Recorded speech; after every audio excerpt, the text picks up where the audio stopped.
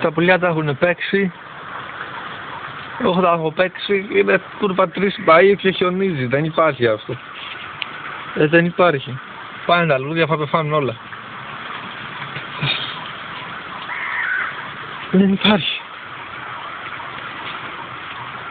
Δεν είναι χειμώνας, ρε. Αυτό τρελό τελείως.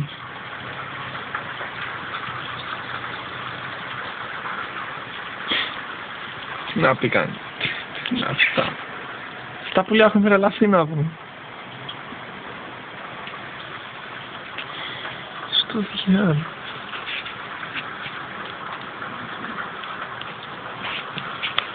Πάνε τα φυτά μας, θα πεθάνουν όλα.